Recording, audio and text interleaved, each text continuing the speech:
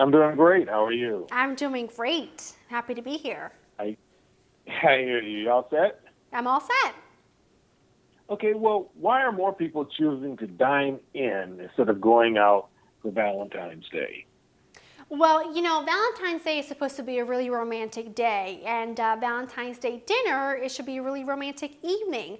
And I don't know about you, but overcrowded restaurants, expensive food, and cold parking garages is just not my idea of romance. What I want is comfort. I want pleasure in terms of food. I really want to eat something I know I'm gonna love. I want to create an environment that just suits my taste, and so the best way to do that is to stay in. And I don't think that there's a better way to celebrate a romantic evening than to really just do something special that's tailored just for the two of you. Okay, so let's say I'm busy, the people are busy, they're working all the time, and there it is, it's February 13th. What if you run out of time to plan a meal?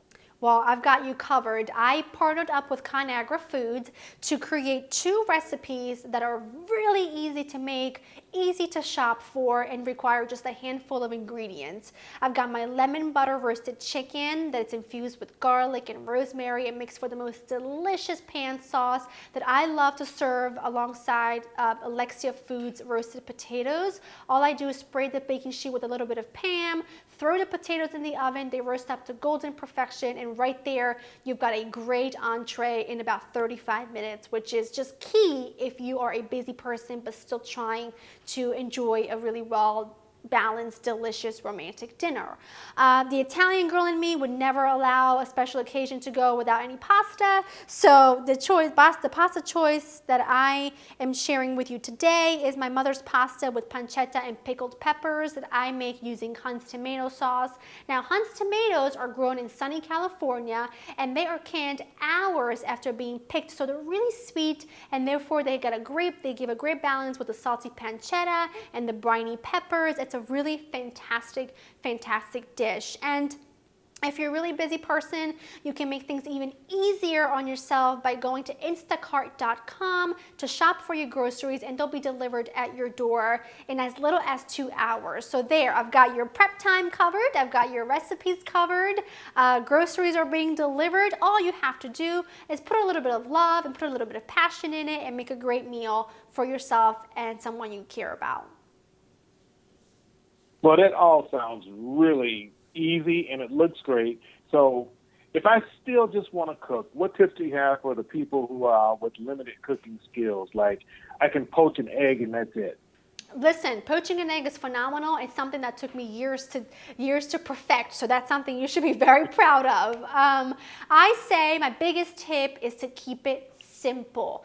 Don't overdo it. Don't overthink it. A lot of recipes have really great foundation, and you can just change things up a little bit. But don't think to yourself you have to go through this.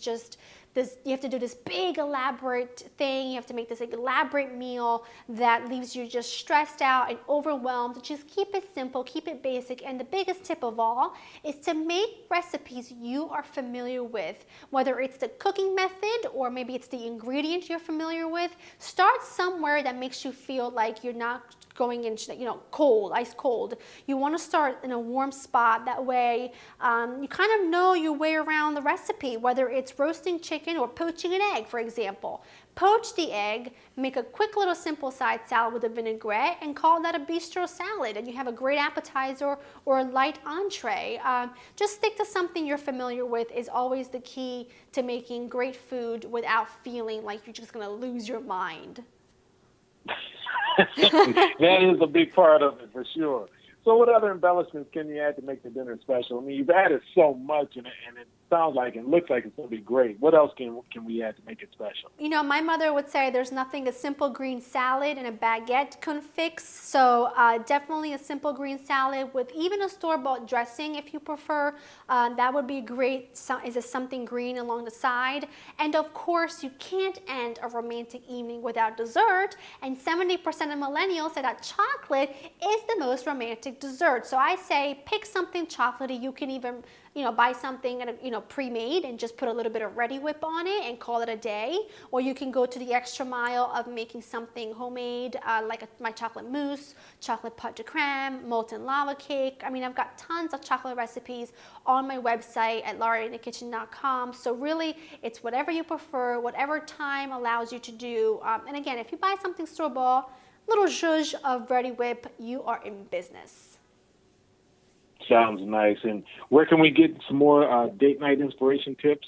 At laurainthekitchen.com, tons of recipes there. You can also go to forkful.com for a lot more recipes there that are sure to inspire you to have a great Valentine's date night in. And if any of you recreate the recipes, share a picture on social media, #VDayIn, so we can see your recreation. Sounds great. You got a lot of good inspiration. I feel inspired now. Oh, I'm so glad. I'm so glad. Thank you so much. Thank you. Bye-bye.